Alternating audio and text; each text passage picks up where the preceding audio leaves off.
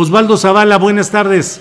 Buenas tardes, Julio, un placer saludarte y saludar también a Víctor y al público de tu programa. Gracias por la invitación. Al contrario, gracias a Osvaldo Zavala. Víctor Ronquillo, buenas tardes, ¿cómo estás? Bien, aquí contento de participar, de tener esta reflexión semanal con ustedes, compartirla con el público, compartirla con Osvaldo, con Ricardo, contigo, Julio, es muy grato y es una hora para echar un café muy sabroso. Sí, así es. Oye, Víctor, pues vamos comenzando. ¿Qué opinas sobre todo este rollo de la audiencia fallida de García Luna, el ruido de los periodistas y las consecuencias? ¿En qué queda, en qué va? ¿Qué opinas sobre este tema de la audiencia para estatus de García Luna ayer en Nueva York? Sí, yo creo que había que preguntarse de dónde viene este ruido y a quién conviene, ¿no? En estos eventos pues no hay acciones que sean gratuitas. Eso creo que es una respuesta que habría que ir construyendo poco a poco y pensar a quién conviene. Creo que en el camino de esa respuesta pues está el dilatar lo que puede acontecer. Y en ese dilatar lo que puede acontecer no hay duda de que pues hay un beneficio para la defensa, pero también quizá para los fiscales, ¿eh? Y este beneficio para los fiscales y para la defensa puede ser, puede encontrar un tema que me parece central y medular, las posibilidades de que García Luna se convierta en un testigo protegido, ¿no? Y esto me parece muy relevante, ¿no? Porque al final de cuentas no hay que olvidar que es García Luna pues el funcionario público de más alto nivel sentado en el banquillo de los acusados, acusado de vinculaciones con el narcotráfico, de protección y el equivalente, ¿no?, a delincuencia organizada, lo que lo puede llevar a una condena de prisión perpetua. O sea, realmente no sé si lo estoy diciendo en términos jurídicos correctos, pero esto es la mayor sentencia que puede recibir de acuerdo a los delitos. En ese sentido, el futuro de García Luna puede puede poner a temblar a muchos de sus aliados, no solamente en su círculo de protección y de acción al interior de la Secretaría de Seguridad Pública, que dicho sea de paso, operaba como un cártel criminal en ese tiempo, ¿no? Así operó, fue seguramente uno de los grupos más poderosos de mayor acción en cuanto al secuestro, sin duda, en cuanto a la fabricación de culpabilidades y seguramente también en cuanto a lo que podemos considerar no solamente la protección al narcotráfico, sino la operación de ellos. Me parece que otros temas es que es cierto, en el banquillo de los acusados se puede estar en este momento también todo este sistema, ¿no?, de procuración de justicia, de vigilancia, en fin, todo esto que compete, ¿no?, a determinadas autoridades. Pero me parece muy importante, y obviamente el nexo del poder político con el crimen organizado en este país, pero me parece muy importante que por lo menos a nivel de los medios, a nivel de las posibilidades que tenemos de compartir con la gente que amablemente nos escucha y comparte con nosotros la reflexión, hay que exigir que también se ponga en el banquillo de los acusados a la guerra contra el narco como estrategia, ¿no? Eso es determinante porque vemos los efectos de la continuación de esa estrategia. Y lo otro, hay que poner también en el banquillo de los acusados, por lo menos a nivel de la opinión pública, a lo que podemos considerar las alianzas establecidas entre los beneficiarios de la estrategia de la guerra contra el narco a nivel continental. Eso es García Luna, la Secretaría de Seguridad Pública y obviamente la DEA y obviamente los beneficios económicos políticos de los que hemos hablado aquí en muchas ocasiones relacionados con el control territorial, con el control político. Sí, muy bien, Víctor, muchas gracias. Osvaldo Zavala, tu opinión sobre este tema de García Luna, la Corte de Nueva York, el ruido y las interferencias en esta conferencia telefónica. En fin, Osvaldo, adelante, por favor. Pues estoy muy de acuerdo con lo que acaba de decir Víctor. Cada vez más nos pasa eso, Víctor, tenemos que estar más en desacuerdo. Sí, sí. Pero me parece importante. Ricardo, tienes que meter ahí opiniones para que haya diversidad, por favor. Bienvenido, Ricardo. No, porque me parece importante que pensemos cómo la facilidad con la que la agenda securitaria estadounidense gobierna nuestra atención mediática en estos temas, ¿no? Me parece interesante cómo incluso los reporteros, los corresponsales extranjeros se esfuerzan en ser aplicados conocedores del sistema judicial estadounidense, pero que me parece pasa por muchos momentos poco pensado críticamente este sistema, ¿no? Y terminamos hablando de este circo mediático, como lo llamaron en Milenio, de la audiencia, aunque a todos visos parecería que pues quienes demostraron la incompetencia fueron los organizadores mismos de la audiencia, que no encontraron el modo de acallar los teléfonos de los periodistas que llamaron a esta cita por teléfono, ¿no?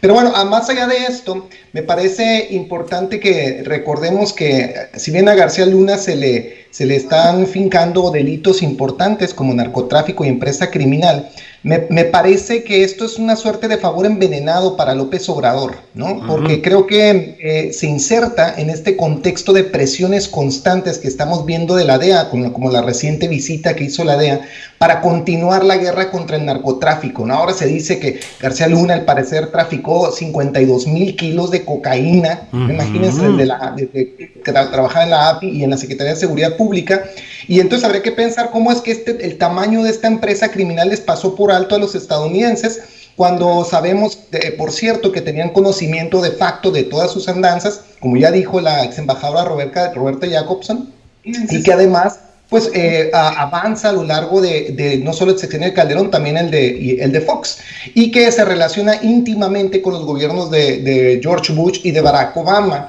Entonces, en ese sentido, yo creo que tendremos que pensar pues la relevancia de estos shows mediáticos, ¿no? Del juicio que se le va a hacer ahora a García Luna o el juicio anterior de El Chapo Guzmán, porque a mi modo de ver mantienen esta lógica de la guerra contra el narco que no se pone que no se somete al ojo crítico del público, ¿no? Sabemos que García Luna fue un colaborador cercano de la DEA, de la CIA, del FBI, del Departamento de Estado. Hay fotos, uno googlea su nombre, aparece con Hillary Clinton, con John Brennan, que fue el director de la CIA, el jefe, uno de los consejeros más cercanos de seguridad nacional de Barack Obama.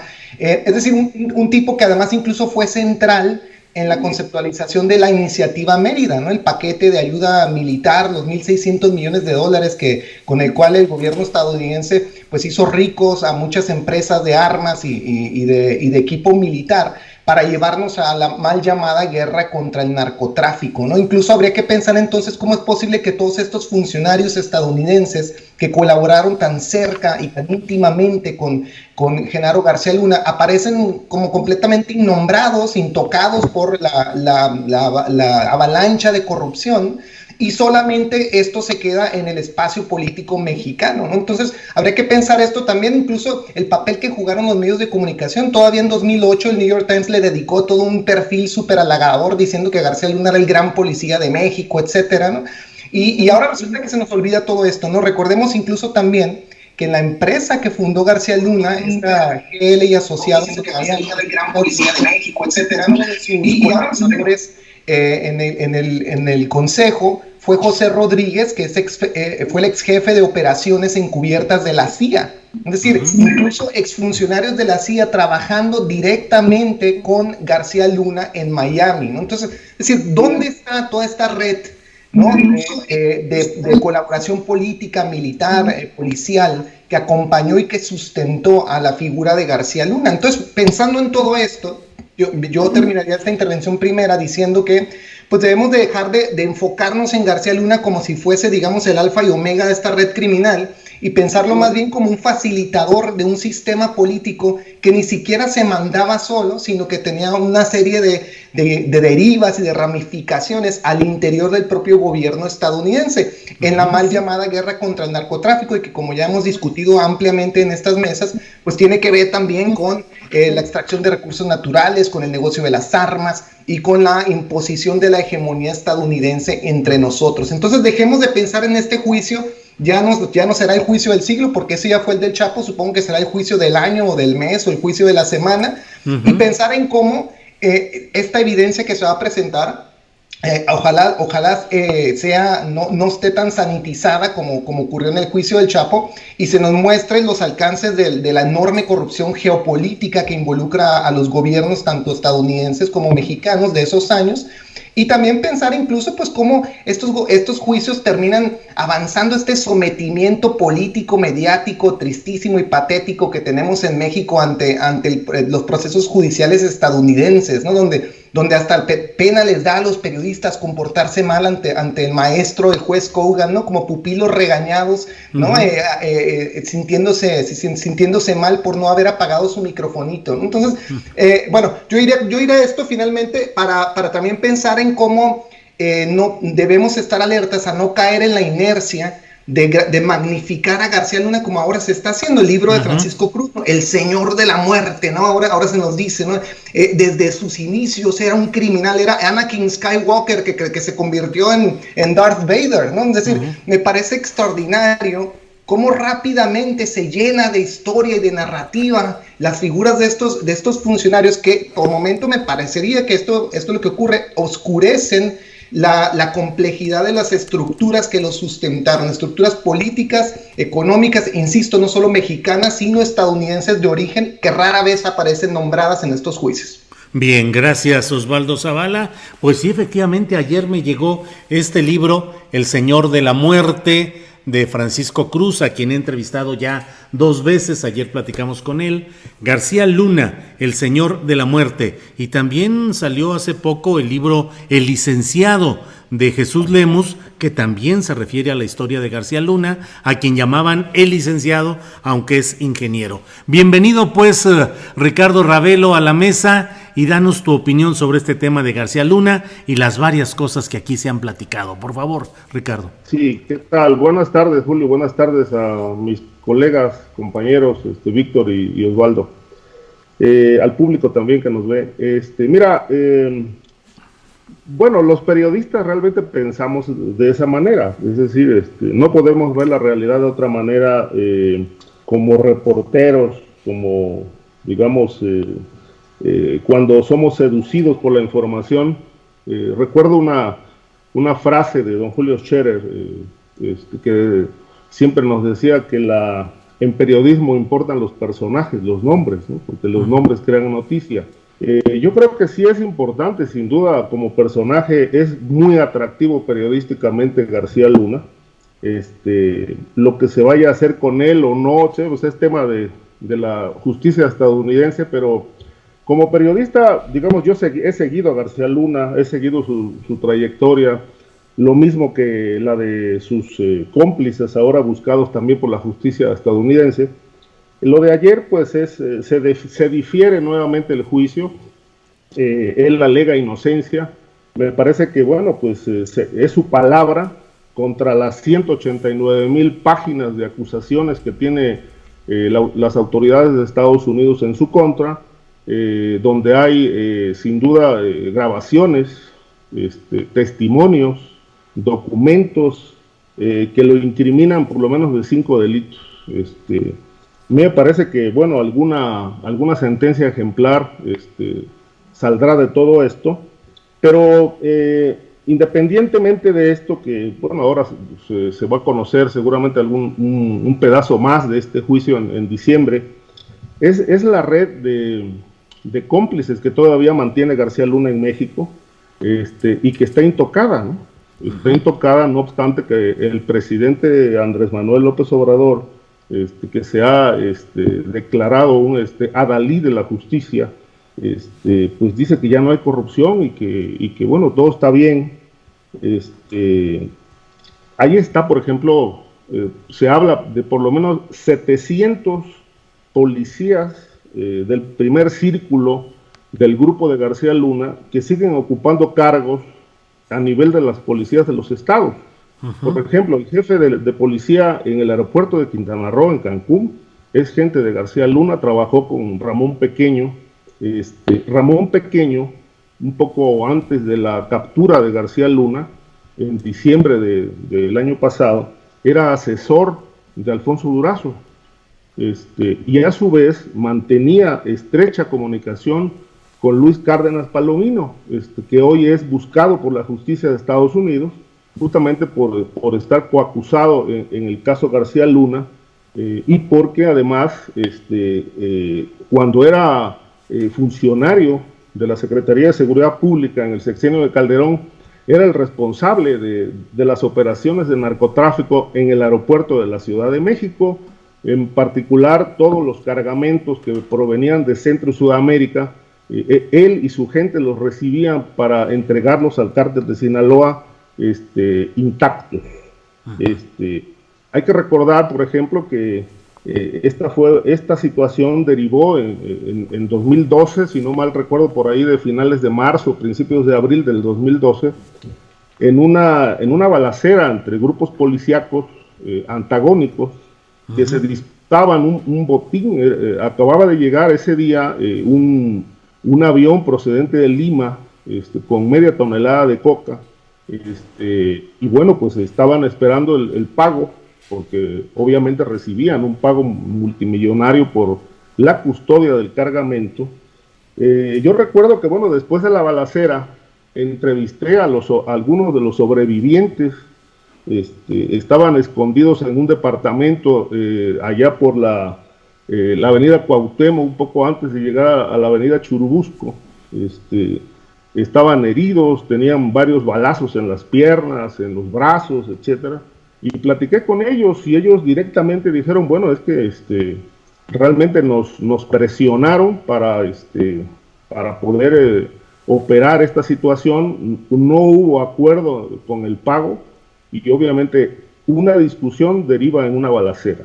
Y entonces ellos mismos, que eran gente de Ramón Pequeño, el brazo derecho de García Luna, pues señalaron a Cárdenas Palominos que entre sus tareas fundamentales como funcionario de la Secretaría eran las operaciones de narcotráfico en el aeropuerto.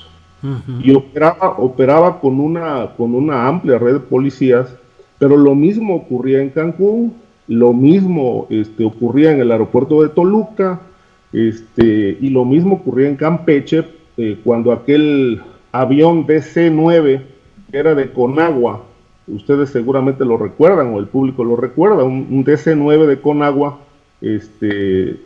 donde había viajado Vázquez Mota, entre otros funcionarios del gobierno de Fox, que salió de Colombia también con 1 tonelada de coca, baja en Campeche, y ahí pues lo intercepta el ejército, ¿no?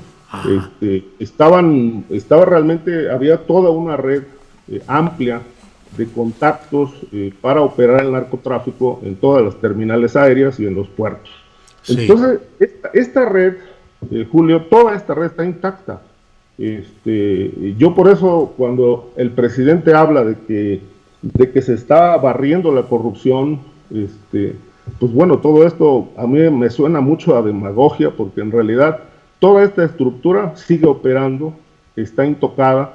Entonces, pues me parece que mientras esto ocurra de esta manera y no haya una limpieza a fondo a nivel de los cuerpos de policía, pues bueno, seguiremos viendo casos como García Luna, seguiremos viendo violencia en todo el país, porque independientemente de los enfrentamientos entre grupos criminales por el control territorial, pues me parece que el verdadero corazón del crimen organizado está en la estructura de poder.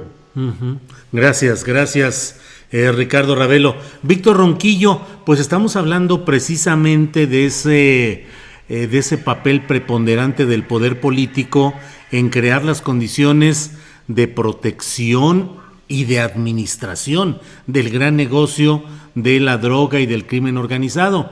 Y frente a ello llevamos ya largo rato hablando sobre la eventual consulta popular para juzgar a expresidentes de la República. Sin embargo, desde mi punto de vista, lo que ha sucedido es que se aprobó el concepto en la Suprema Corte de Justicia de la Nación, pero a la hora del detalle procesal, la pregunta a mí me parece que es una pregunta absolutamente inocua y que no lleva a ningún lado. Eso me parece. Luego ha habido la precisión de Santiago Nieto Castillo, quien ha dicho que los delitos eventuales cometidos por Salinas de Gortari, por Ernesto Zedillo y por Vicente Fox, ya habrían prescrito porque habrían pasado 10 años. Entonces, ¿cómo ves este tema? El de la consulta, el de la eventual capacidad para juzgar expresidentes y las posturas también de Santiago Nieto Castillo. Por favor. Sí, Víctor. mira, yo creo que lo primero que yo quiero decir es que realmente, y no es necesariamente que nos encontremos en el terreno de lo que hubiera pasado, sino de hechos concretos, ¿no? Yo pregunto, ¿cuál es la afectación a este país en cuanto a la usurpación del gobierno por Felipe Calderón? ¿Cuál fue el costo humano de esto, no? Sin duda terrible en términos de una catástrofe humanitaria que tiene que ver con los desaparecidos, que tiene que ver con los muertos, que tiene que ver también con un debilitamiento determinante de las instituciones incipientemente democráticas de este país, ¿no? Y creo que en ese sentido, lo que estamos presenciando ahora, y yo estoy de acuerdo contigo en términos de que el concepto, lo determinante, la esencia, como dijo el propio López Obrador, de esta pregunta permanece.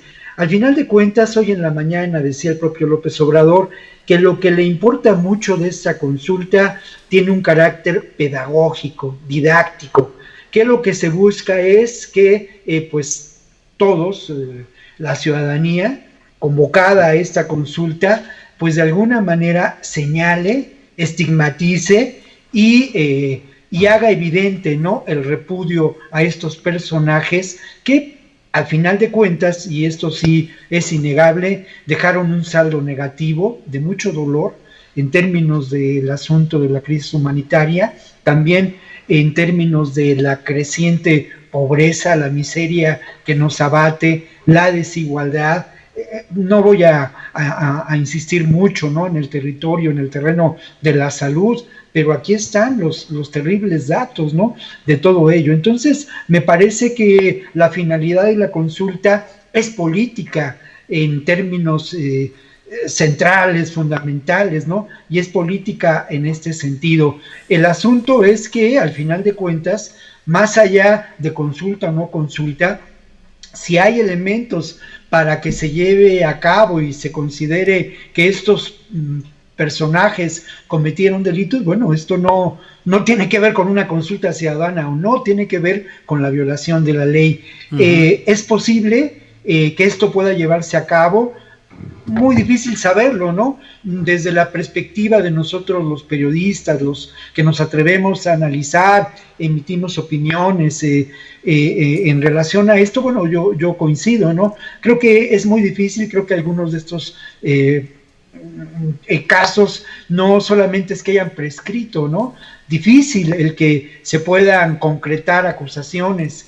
Creo que el testimonio de Lozoya, la información que pueda aportar, la investigación de la Fiscalía General de la República puede ser determinante en relación a ello, y no olvidemos que todo esto se desata precisamente con la presencia, con la llegada de Lozoya a México por su extradición. No olvidemos. Entonces hay por ahí elementos jurídicos que deben ser considerados, elementos probatorios, más bien quise decir.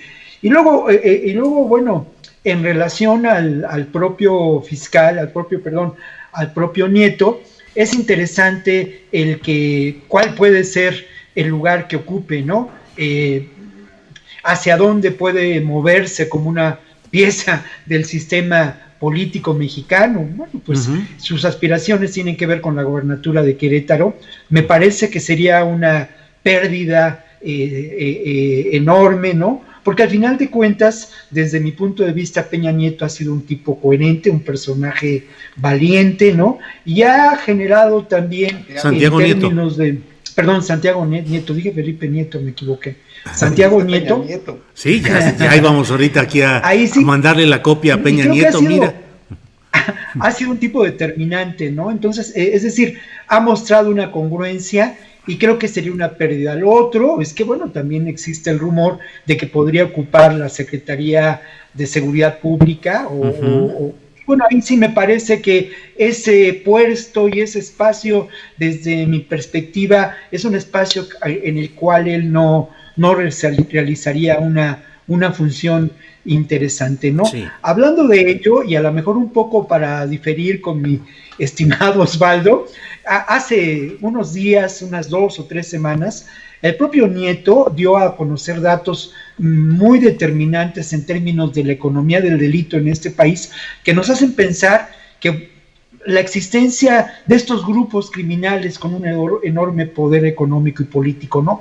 Habló de las ganancias de más de 1,000 millones de pesos de organizaciones criminales, otra vez, como el Cártel Jalisco Nueva Generación, como el Grupo de Sinaloa, y habló de la aparición y el fortalecimiento de organizaciones locales, ¿no? Como el Cártel Tepito en México, como en la Ciudad de México, o como el Cártel de Tláhuac. Creo que esto nos hace ver que no es tan sencillo tampoco, digamos, determinar y decir que estos grupos no tienen una existencia, que no tienen un poder económico, que tienen obviamente una base social que hay que considerar y que tienen sobre todo una capacidad de fuego considerable, ¿no? Y de acción.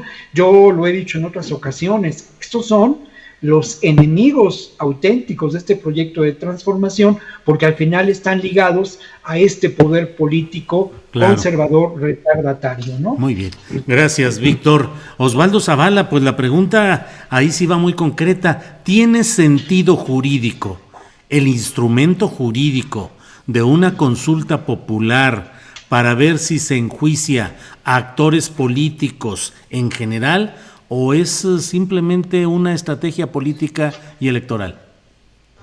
Bueno, yo creo que es principalmente una estrategia política. Yo sí pensaría que, sobre todo el proceso que se dio en la Suprema Corte, ¿no? Con esta reformulación incluso de la pregunta, ¿no? Parecería que implicara incluso pues que la versión original de la pregunta no era constitucional y que solo a partir de esta reformulación pudo conseguirse el voto de la Corte. Pero ahora, lo que me parece entonces, si pensamos que hay un contenido estrictamente político en la consulta, y cuando uno revisa la pregunta en sí, la que quedó, pues yo creo que hacia eso apunta, ¿no? El proceso estaría encaminado, estoy citando de la pregunta, a garantizar la justicia y los derechos de las víctimas. Me parece que esto pues está, a mi modo de ver, orientado hacia un proceso de justicia transicional que yo he comentado antes y que me parece que tal vez derivaría en una comisión de la verdad, como dijo el propio presidente, el propio Santiago Nieto, me parece, ¿no? En esta intervención que hizo en este foro de Colegio de México. Ahora, yo creo que esto tiene mucho sentido por varias razones. Primero, creo que el invertir el capital político de verdad en un proceso judicial en contra de expresidentes sería increíblemente desgastante y tendría también ramificaciones incalculables, me parece, para el gobierno de la pretendida Cuarta Transformación, porque pues muchos de estos actores, como hemos dicho, pues tienen todavía presencia o influencia en el actual gobierno, pero además pues hay formas estructurales de pensar las presidencias anteriores que saldrían tal vez no muy bien libradas. Y yo creo que esto no es solamente, digamos, el fenómeno que ocurre en el sistema político mexicano, sino en toda democracia que haya intentado atravesar por un proceso de justicia transicional. Pienso, por ejemplo, que en Estados Unidos, cuando el candidato a la presidencia, Bernie Sanders, hablaba de someter por lo menos a examen crítico el pasado inmediato de Estados Unidos, y yo no podría concebir, y por eso tal vez es que no es él el candidato presidencial, por ejemplo, que se hiciera un proceso judicial en contra de George Bush por los crímenes de la guerra contra Irak, ¿no? De esta intervención ilegal además, o por el programa de asesinatos extrajudiciales que condujo Barack Obama durante sus 8 años de presidencia, ¿no? Asesinando casi cotidianamente a personas en Afganistán y en Pakistán sin ningún debido proceso. Entonces, yo creo que tendríamos que incorporar una lógica de pragmática política que sin duda tiene que acompañar a este proceso de justicia transicional. No creo que pueda ser de otro modo, y creo que intentar verdaderamente judicializar estos casos por lo menos de estos 2 expresidentes para los cuales no ha prescrito los delitos, como dice Santiago Nieto, hablando de Calderón y de Peña Nieto. Yo creo que tendríamos un un largo, penoso camino, ¿no? de desgaste político que yo no creo que favorezca al presidente López Obrador ni a ningún gobierno en realidad que está atravesando un proceso tan difícil como este de transformación, si es que en realidad es genuina esta transformación. Osvaldo, entonces, ¿no tiene sentido la tal consulta? Pero es que yo creo que la consulta, para mí por lo menos, tiene una importancia política, tiene la importancia de incorporar democráticamente a la ciudadanía en esta discusión. A un camino que no tendrá el final deseado. Pues es que depende de quién desea cuál final específicamente. Yo deseo, por supuesto, ver en prisión a Felipe Calderón y Enrique Peña Nieto por los delitos que han cometido, que desde luego son muchos. Ahora, yo creo que demostrarlos en un proceso judicial sería muy complicado, pero además implicaría, como te decía Julio, pues un desgaste político estructural para este gobierno que yo no creo que convenga a nadie, ni siquiera al propio López Obrador, yo creo sobre todo a él, ¿no? Y creo que la ciudadanía misma tendría un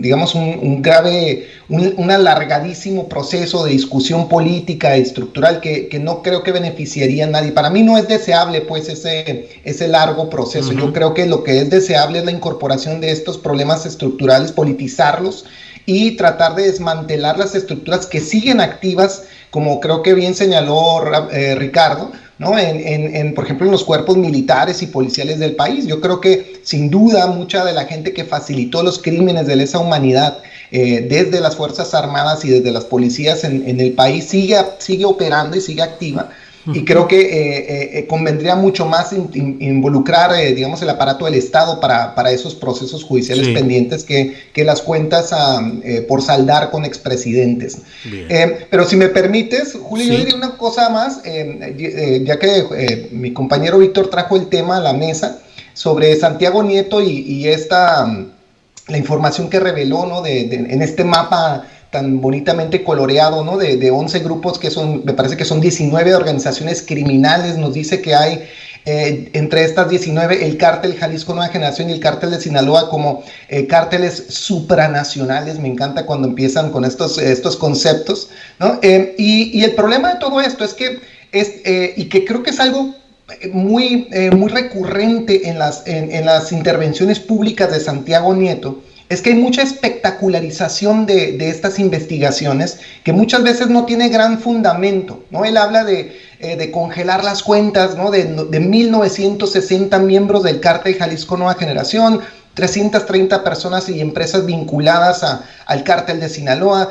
Habla del congelamiento de 5.333 millones de pesos. Ahora, todo esto está muy bien, pero el congelamiento de estas cuentas muchas veces no se sustenta. El propio fiscal Gertz Manero ha dicho reiteradamente que estas investigaciones que se inician no pueden concluirse porque simplemente no hay evidencia, porque muchas de esas cuentas involucran familiares de los sospechosos, ni siquiera posiblemente sean propiamente traficantes.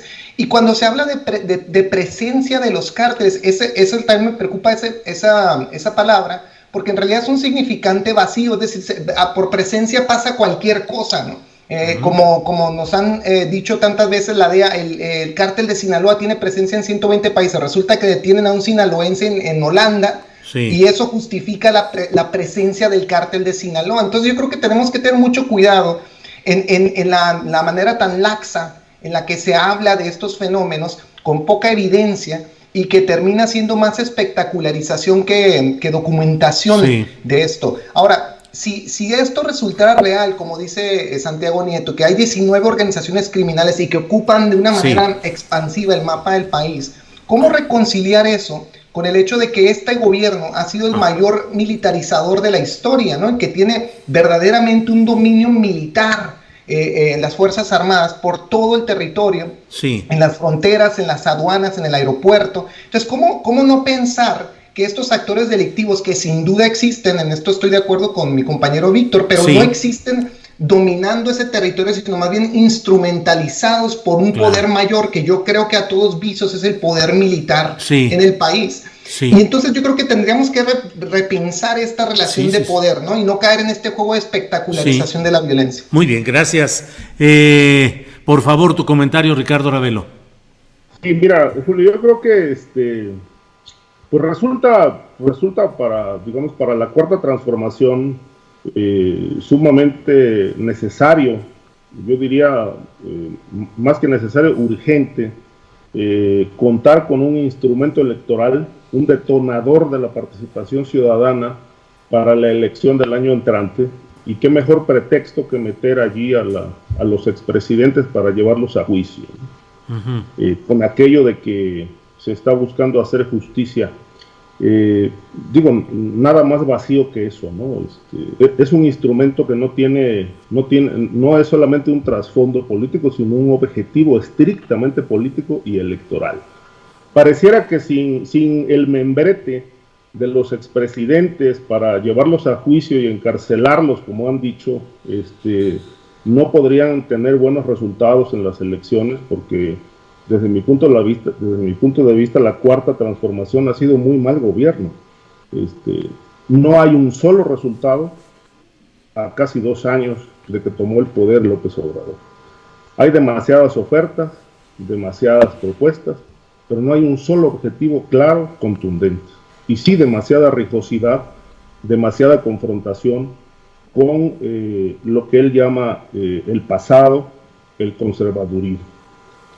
Pongo un ejemplo, ¿no? Veracruz fue un estado que votó muchísimo, mucha gente votó por López Obrador, y hoy la gente está totalmente desencantada. Vi un sondeo hace poco donde 8 de cada 10 encuestados rechazan a la cuarta transformación, y es muy probable que ahí no gane. Y así está casi todo el país, de tal suerte que ya que López Obrador no pudo estar en la boleta para el año entrante, pues era necesario tener un instrumento, un detonador de esta participación electoral que les permita sacar un resultado y bueno, pues seguramente mantener la mayoría en el Congreso como hasta ahora la tiene. Para llevar a juicio a los expresidentes no se necesita una consulta. En muchos países, digamos, con pasados quizá tan negros o tan difíciles como el de México, en Chile, por ejemplo, para llevar a juicio a Pinochet, pues no se hizo una consulta, si bien es cierto que hubo una gran presión social para que fuera juzgado. En Brasil, por ejemplo, pues tampoco se necesitó una consulta para llevar a Lula a la cárcel, ¿no? Y lo mismo en Argentina, con la señora Kirchner o con otros personajes, pues tampoco hubo consulta ciudadana, simplemente se usó el instrumento de la ley y se aplicó, porque había delitos. En el caso de los expresidentes de México, pues es evidente que hay delitos, hay fallas, hay excesos en el ejercicio del poder, pero no se necesita una consulta. Yo insisto que todo esto es un mero juego político, muy necesario para la cuarta transformación, porque de otra manera, ¿cómo llenar los huecos, ¿no? ¿Cómo llenar el vacío de resultados? ¿Cómo decirle a la gente que en realidad se está procurando hacer justicia? Pues bueno, esto es un pretexto bastante interesante, es una bandera que está ondeando el presidente desde hace mucho tiempo. Y por otro lado, bueno, está el vacío legal, por ejemplo, en el caso de los desaparecidos, ¿no? Hacer justicia, pues es darle respuesta a los deudos de los desaparecidos. Hacer justicia es aclarar el caso de Ayotzinapa y llevar a la cárcel a los culpables, ¿no? Pero en el caso de los expresidentes, donde por lo menos en tres personajes que son Salinas, Zedillo y Fox ya están prescritos, pues bueno, me parece que aquí nos están dando a tole con el dedo. Desde mi punto de vista no habrá encarcelamiento absolutamente de nadie. La idea, el objeto de vendernos este ramillete de propuestas de hacer justicia y llevando a la cárcel a quienes gobernaron ya, pues creo que es muy necesario, es más que nada indispensable en un gobierno que bueno, gobierna en medio de grandes vacíos de resultados, ¿no? Bien, gracias, Ricardo. Les comento antes de ir con Víctor Ronquillo que el presidente de la República ha puesto en su cuenta de Twitter. Ha escrito así, dice: Beatriz está visitando en mi representación a gobernantes y jefes de Estado de Europa para conseguir códices, piezas y objetos arqueológicos e históricos de México que serán exhibidos el próximo año con motivo del bicentenario de nuestra independencia. En un segundo tuit dice: hoy leyó con la señora Macron un poema de Amado Nervo dedicado a París y por la tarde participó en la inauguración de la exposición Los Olmecas y las Culturas del Golfo de México. Así es que la señora Beatriz Gutiérrez Müller va como en la representación del presidente de México para visitar a gobernantes y jefes de Estado de Europa para conseguir códices, piezas y objetos arqueológicos e históricos de México que serán exhibidos el próximo año con motivo del bicentenario de nuestra independencia. Bueno, Víctor Ronquillo, pues aquí nos echamos rollos para arriba y rollos para abajo y analizamos y comentamos y la tal violencia sigue como si nada. Hace algunas semanas pensamos que, por ejemplo, en Guanajuato iban a cambiar las cosas radicalmente luego de la detención del Marro y iban a deshacer las redes de complicidades y no sé cuántas cosas, y sigue la violencia, por ejemplo, en Guanajuato, los desaparecidos y en muchos puntos del país. ¿Qué opinas, Víctor Ronquillo? Bueno, lo primero, en relación a lo que acabas de comentar ese tuit, bueno, a mí de verdad esto, yo respeto mucho y me parece muy importante la conmemoración del bicentenario, de la llegada o de la memoria histórica de la Gran Tenochtitlán del año entrante, pero de verdad también a veces sí, nada es perfecto, ¿no? Me huele a rancio, ¿no? Algunas de estas actitudes y bueno, me recuerda mucho a Margarita López Portillo, ¿no? La hermana del presidente en estos eventos, en fin, ojalá y que también se mantenga de manera mucho más moderna, con una vanguardia de pensamiento, en fin. Pero a ver, bueno, espérame tantito, a ver qué dice Osvaldo Zavala. Sí. En el penacho de Moctezuma y lo hagan perdedizo ahí en el Museo Nacional de Antropología y ya no lo devuelvan, ¿no? Finalmente es uno de los grandes reclamos históricos, ¿no? Con Europa, claro. Está en Austria, ¿no? Sí, sobre este tema, Ricardo, ¿cómo ves lo de este viaje y los propósitos? Está bien, digo, bueno, hay cosas que se tienen que rescatar del viejo continente que fue parte del saqueo que hubo desde la conquista a la fecha. Pero yo insisto en que, bueno, esto que menciona ahorita Osvaldo justamente se adelantó, iba a comentar que una de las gestiones fallidas ha sido traer el penacho de Moctezuma que está en el Museo de Etnología de Viena, a México, pero insisto, también coincido, está mejor ahí que acá. Acá ya se lo hubieran robado, le hubieran cambiado las plumas de Texal por unas de Guajolote. Estaría en la mansión de Carlos Slim, ¿no? Instituto para devolver al pueblo el penacho robado, ¿verdad? Tendríamos alguna cosa así. Bueno. Pero, sí. Ya le hubieran cambiado las plumas de Quetzal por de pollo, ¿no? Lo mismo, fíjate que lo mismo pasa con los archivos, ¿no? Muchos de los documentos clave, ¿no? Por supuesto, de la historia mexicana desde la colonia, incluso pues están en universidades estadounidenses. Yo que estudié en la Universidad de Texas en Austin, por ejemplo, pues tienen ahí incluso actas de fundación de ciudades mexicanas. Y también está, por ejemplo, pues el famoso testamento de Sor Juana Inés de la Cruz, las cartas de relación de Cortés, etcétera, ¿no? Y uno pensaría, ¿no estarían mejor en Lecumberri? Pues no, francamente no. Yo creo que habrían amanecido ahí en la colección privada de Raúl Salinas de Gortari. Uno no querría eso. Claro. Bien. Gracias, Víctor Ronquillo, por permitirnos esta digresión. Ya déjame nada más aportar yo. Dicen que el penacho de Moctezuma lo van a instalar ahora en San Luis Potosí, pero con Esteban Moctezuma de candidato a gobernador. Bueno, Víctor Ronquillo, el tema que estábamos hablando, Guanajuato, la violencia ahí y en otras entidades.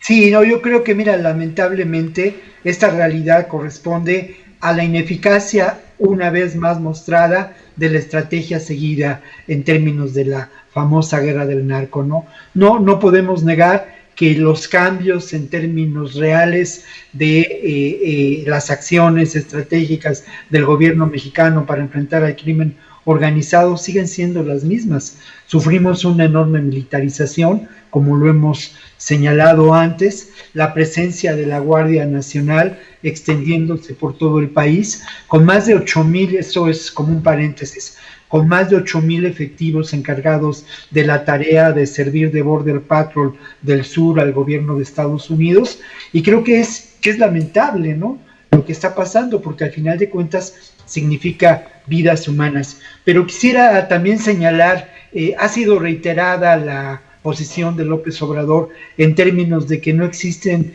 más masacres en este país. Y bueno, aquí hay dos elementos que quiero señalar. Cuando él habla de esto, habla de masacres perpetradas por el ejército mexicano, ¿no?, como la de Tlatlaya, como este tipo de masacres. Lo que ha habido, lamentablemente, siguen siendo el resultado de estos enfrentamientos. Y uno se podría preguntar por qué Guanajuato, qué es lo que se está dirimiendo en Guanajuato, ¿no? La versión oficial pues habla de esta pugna entre diferentes organizaciones, ¿no? Yo creo que tenemos que preguntarnos y ampliar la perspectiva sobre a quién beneficia este estado de violencia, a quién benefició la instauración de un poder criminal económico como el cártel Santa Rosa de Lima, ¿no? O sea, ¿a quién benefició en términos del poder político? Sin duda las cosas en Guanajuato no han cambiado porque sigue existiendo un cerco de protección política para la operación de grupos criminales. Lo que desde mi punto de vista, y es muy aventurado decirlo, no he reporteado en Guanajuato, conversé con algún colega, se asoma uno de pronto a los diarios locales, pero aún así la perspectiva o lo que está en juego en este momento tiene que ver en términos estrictamente de la economía del delito con el narcomenudeo, ¿no? El narcomenudeo ha sido creciente en el estado de Guanajuato, es un gran negocio y eso es lo que se está dirimiendo desde una perspectiva, pero creo que también tiene que ver con este asunto, y ahí sí es muy difícil llevar estos comentarios, pero bueno, al final de cuentas nos atrevemos a especular desde la perspectiva académica, periodística, y bueno, al final de cuentas creo que conviene también a un estado de cosas donde el miedo se ejerce con un criterio de control político y de autoridad. Y con ello no me refiero a López Obrador, porque al final de cuentas en ese sentido la acción por parte de este gobierno en términos de la guerra del narco, que se mantiene, no hay duda de que se mantiene. Esto corresponde a una estrategia de control territorial y corresponde a grupos político-militares. Ya hemos hablado de este consorcio, ¿no?, entre los grupos mayormente conservadores de Estados Unidos vinculados a la empresa del control militar, a los contratistas que mencionaba Osvaldo, como este proceso de securitización de Latinoamérica es, al final de cuentas, un elemento de control político, pero creo que tenemos que hacer estas preguntas, ¿no?, y ir más allá de lo meramente anecdótico, de la sangre terrible que se está vertiendo, ¿no? Y bueno, en ese sentido, yo creo que vale la pena volver a insistir en esta lamentable alianza establecida, y lo decía Luis Astorga, ¿no?, colega nuestro, muy respetado por nosotros, sí. Lo decía él, esta vinculación entre el campo político y el campo del crimen organizado, ¿no? Esta alianza terrible que pasa por personajes muy concretos, ¿no? Ya mencionaban hace un rato a Raúl Salinas de Gortari, pasa por Mario Arturo Acosta Chaparro, pasa por Juan Collado, ¿no? Hay elementos, ha habido investigaciones periodísticas que a estos y otros personajes los ligan, el propio García Luna, ¿no? Sí, bien. Osvaldo, Víctor y Ricardo, les propongo que ya en esta parte final de nuestra mesa hay dos noticias que me parecen interesantes y me gustaría empezar con Osvaldo Zavala sobre este análisis. Uno es la película Nuevo Orden, dirigida por Michel Franco, que ha ganado un premio en el Festival de Cine de Venecia, pero que ha sido acusada de racismo, de discriminación. Es una película que habla de una rebelión de las clases proletarias, por llamarlo así, en México, y la agresión contra los segmentos blancos dominantes. Me parece que hay mucha miga ahí de lo que podemos analizar. Y por otra parte, una noticia que leo hace unos minutos en El País, donde dice que en Estados Unidos agentes federales han arrestado a 6 personas acusadas de planear con un grupo local el secuestro de la gobernadora demócrata de Michigan, Gretchen Whitmer. Los sospechosos, según un comunicado del FBI, actuaban motivados por creencias libertarias y la convicción de que los gobiernos, incluidos el de Michigan, violan la Constitución. Los 6 detenidos, 5 residentes en Michigan y otro en Delaware, realizaron entrenamientos con armas de fuego y explosivos y llevaban meses vigilando los movimientos de la gobernadora Whitmer. Querían llevar a cabo la acción, según el FBI, antes de las elecciones y planeaban comprar explosivos esta misma semana. Entonces, Osvaldo, ¿en presencia de qué estamos? ¿Estamos de veras en la tesitura de insurrecciones, de violencia política y social en México, en Estados Unidos? Es un tema para una larguísima exposición. Les recuerdo que ya estamos en el final, así es que seamos lo más breves que sea posible con este comentario. Osvaldo. Pues a ver, me parece muy oportuna la pregunta. Mira, pensando primero a partir de la película, no la he visto, por supuesto, porque pues acaba de apenas de estrenarse. He visto el avance, el tráiler. Me parece una burda y grotesca provocación. Me parece que aquí el cineasta Michel Franco no solo revela una clara dimensión racista y clasista de su propuesta fílmica, sino que la película incluso abona a esta espectacularización fantasiosa de una disputa de clases, ¿no? En la cual, por supuesto, la blanquitud mexicana ha resultado profundamente favorecida, ¿no? Entonces a mí me parece increíble que estos cineastas, que además pues mercadean estos imaginarios complacientes para el consumidor europeo y estadounidense, pues propongan estas imágenes tan ofensivas, ¿no? De la realidad mexicana actualmente, ¿no? La imaginación que se propone en esa película es incluso una rebelión notoriamente indigenizada, ¿no? Aparecen ahí actores indígenas, ¿no? Me parece muy brutal, ¿no? La fantasía verdaderamente problemática de esta película Nuevo Orden. Ahora, esto se dice justamente en el contexto en el que más que nunca hay, como hemos dicho en estas mesas, un enorme poder militar, una enorme soberanía militar territorial sobre el país, en el cual difícilmente podríamos pensar un escenario de insurrección civil o de lucha armada, ¿no? No estamos en los años 60 y 70 donde eso, aunque tampoco era realmente posible, por lo menos había grupos que verdaderamente se organizaron y hicieron un reclamo social y por cierto justificado. Entonces, digamos, la fantasía que propone esta película más bien es de corte libertario y que obedece más bien a estas preocupaciones securocráticas estadounidenses, donde la gente más vulnerable aparece como enemigos domésticos, aparece como una suerte de terrorismo, en vez de pensarse como el reclamo de justicia social que debería realmente involucrarse en estas discusiones sobre desigualdad en México.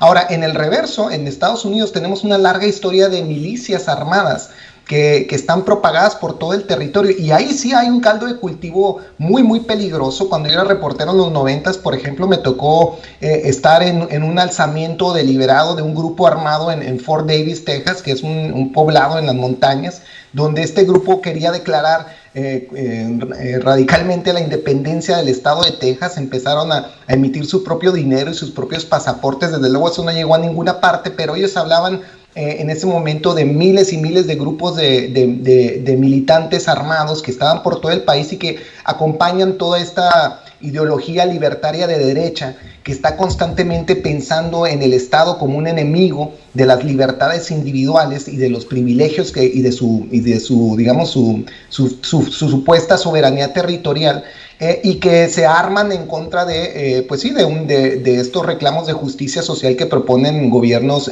mucho más liberales, ¿no? Entonces, no me sorprende que en el contexto de la próxima elección estadounidense estén surgiendo estos grupos armados cada vez más abiertamente en la esfera pública. No creo tampoco que sean una amenaza, digamos, grave en el punto de que llegue a una guerra civil, pero sin duda están ahí y son muy preocupantes, ¿no? Entonces, digamos, en esta comparación, la película Nuevo Orden en realidad debería haberse enfocado, ¿no? Precisamente en estos grupos libertarios estadounidenses que son blancos, que están fuertemente armados, que han gozado de muchos privilegios, que no son, por cierto, objeto del constante asedio y violencia de las policías en Estados Unidos, y que además pues se permiten todavía denunciar, digamos, opresión de la cual no son víctimas.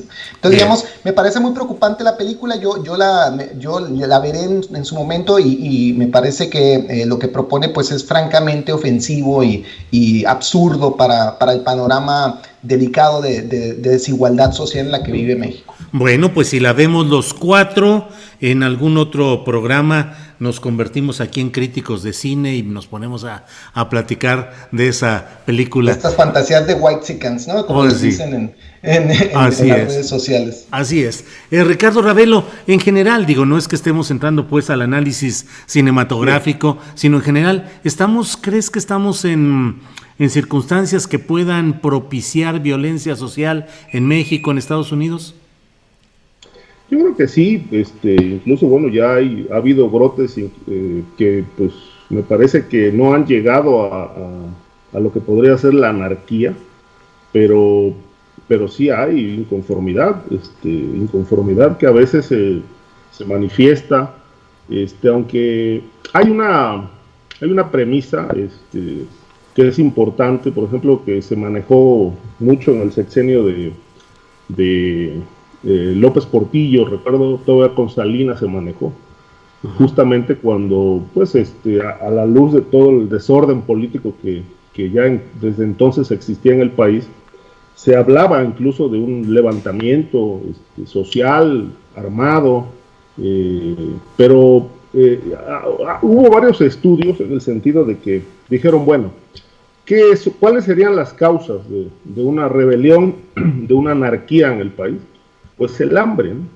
El hambre podría propiciar una situación así, pero dicen, bueno, mientras la gente disponga de lo mínimo para comer y esté saciada, pues no va a haber eso, ¿no?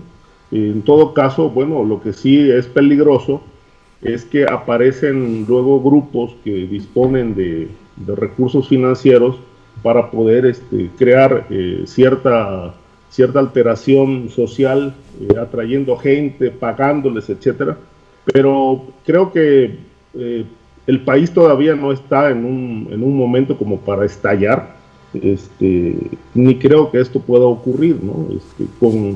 Ha habido muchas lecturas de esta militarización, una militarización que no está obviamente ocupándose del crimen organizado, y que se observa como un muro de contención de una posible rebelión, pero tampoco la veo en este momento, de tal suerte que, bueno, pues creo que estamos todavía lejos de una crisis de esa naturaleza.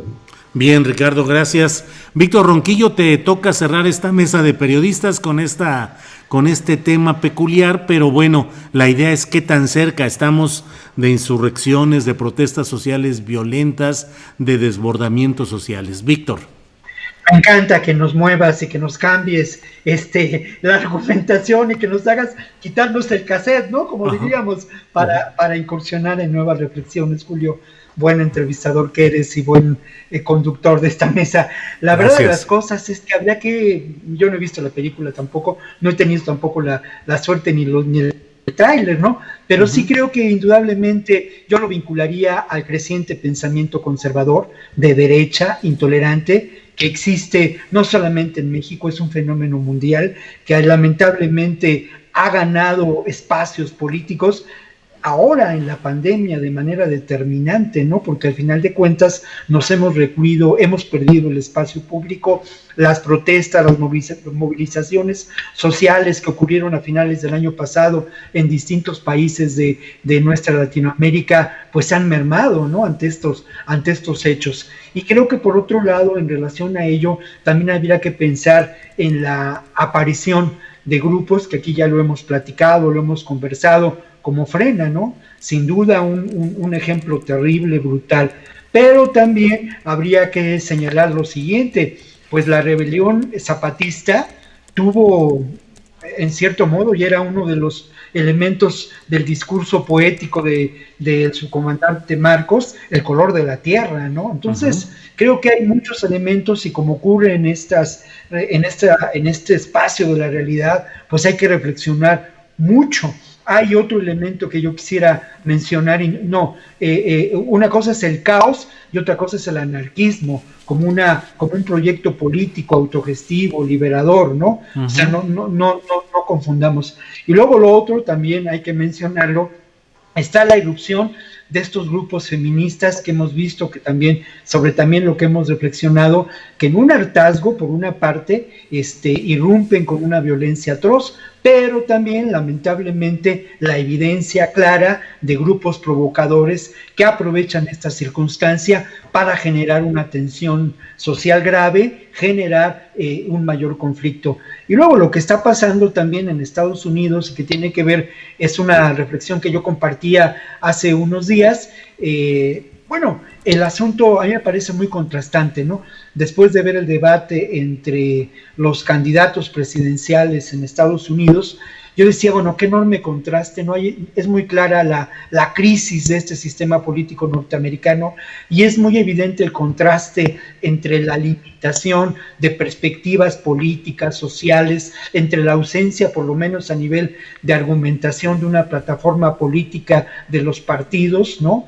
Con las excepciones que uno puede conocer como Sanders, y este movimiento social que ha llegado a simbrar al establishment norteamericano en términos de lo que importa la negritud. Esto me parece fundamental. Y también a ello sumo, pues eso, ¿no? El espacio de reflexión, de creatividad, de sensibilidad política, de compromiso social de una buena parte de la inteligencia norteamericana y de pensadores deslumbrantes como puede serlo Noam Chomsky, que además su perfil pues es un perfil precisamente anarquista, ¿no? Y libertario. Entonces creo que hay muchos elementos que podríamos considerar en torno a ello. Qué preocupante es el que irrumpa en México un movimiento social armado de derecha. Creo que es muy preocupante, ¿eh? O sea, creo que es muy preocupante porque existen recursos económicos, hay un rencor social muy fuerte y hay también a mí me preocupa mucho, ¿no? El nivel de la capacidad de agresión, de insulto de estas clases medias urbanas en contra de López Obrador. O sea, es de veras preocupante la apología de la violencia de este pseudohistoriador betzelleriano que hace poco lo mencionó, había que quemar a todos los morenistas en leña verde en el Zócalo, claro. ¿No? Terrible. Entonces, Francisco Martín creo Moreno. Que es un fenómeno sobre el cual tenemos que tener puesta pues nuestras preocupaciones, ideas y abundar en ello, Julio. Bien. Esta es una última cosita, Julio, porque creo que conectando con lo que acaba de decir Víctor y viendo un comentario ahí en el YouTube, me parece interesantísimo, ¿no? Porque lo que dice Víctor es muy importante, ¿no? Es la derecha más radical la que ha concebido actos de violencia, la que se expresa violentamente, la que incita a la violencia, y aunque sus casitas de campaña salgan barridas por el viento en el Zócalo, y precisamente porque no tienen un colectivo que realmente sustente estas expresiones conservadoras radicales, terminan imaginándose en el cine, ¿no? Terminan teniendo expresión en las fantasías de cineastas como Michel Franco. A mí me parece interesantísimo. Lo que pasa es que en esa película, si bien la entiendo, la rebelión no es, digamos, de un grupo de derecha armado, sino supuestamente del pueblo de izquierda, ¿no? Entonces, lo que es extraordinario es cómo en la fantasía de conservadora, quienes están realmente expresando la violencia es esta élite que se siente desplazada, pero en la película, en la imaginación conservadora de la película que estábamos mencionando, ocurre el reverso. Entonces, claro, como esto no puede realmente tener un sustento en la vida real, tiene que transferirse a la imaginación del cine, ¿no? Y eso me parece preocupante. Y entonces estaría de acuerdo ahí con Víctor en que la verdadera amenaza latente, ¿no? En realidad no está en la derecha, está en esta derecha recalcitrante, completamente sometida a intereses empresariales muy radicales y muy específicos, y que se siente profundamente dislocada con este gobierno de transformación. Muy bien, gracias Osvaldo. Pues en estricto sentido de equidad, Ricardo Ravelo, si quieres hacer algún comentario sobre este tema o ya despedir la mesa, como tú digas, Ricardo. Bueno, lo que pasa es que todo depende de los tiempos políticos, ¿no? Porque cuando la derecha gobernaba, pues la izquierda era incendiaria en este país. Yo lo único que diría es que, no he visto la película Nuevo Orden, pero hay un punto en el que yo no estoy de acuerdo cuando plantean, por ejemplo, la desigualdad social como causa de violencia. Y realmente nunca ha sido considerada la violencia como causa de criminalidad, causal de criminalidad. La desigualdad. Bien, ¿perdón? La desigualdad como causa de violencia. Como causal de criminalidad. Por el contrario, creo que en gran parte del país la sociedad más vulnerable pues ha servido de escudo, han levantado muros de silencio en zonas donde opera el crimen, y esto pues les ha redituado quizá algún beneficio, pero no está considerada la pobreza, la miseria como una causal de violencia. Ahora, también hay un factor que influye mucho, que en México, por desgracia, la sociedad no está organizada. Ha habido demasiadas razones para que ya se hubiera dado un levantamiento armado, social, importante, de exigencia y de presión, pero desafortunadamente la sociedad no está organizada y tampoco ningún gobierno ha convocado a esa organización social. Sí. Bueno, pues muchas gracias a los tres. Gracias, Víctor Ronquillo. Muchas gracias, es un placer y pues bueno, aquí nos encontraremos la próxima ocasión. Julio, Ricardo, Osvaldo, público. Gracias. Gracias, Osvaldo Zavala. Muchas gracias, Julio, compañeros. Se nos quedan algunos comentarios en el tintero para la siguiente. Ya sé. Es que Ricardo Ravelo siempre al final nos deja. Bueno, Ricardo, gracias. Sí, pero Osvaldo, si quieres lo dejamos ahí como apunte para la siguiente. Pobreza y violencia. Pobreza y violencia, sí, exacto. Bueno, órale. Muchas gracias, Julio. La verdad que siempre un placer estar contigo y con mis compañeros, colegas en esta mesa de los jueves. Sale Ricardo Ravelo, muchas gracias, seguimos en contacto. Gracias a todos ustedes que nos han acompañado en esta mesa, la mesa de la opinión segura, con Osvaldo Zavala, con Ricardo Ravelo y con Víctor Ronquillo. Una mesa que tiene muchos seguidores y tiene mucho éxito en los jueves en esta programación que tenemos aquí en Astillero Informa.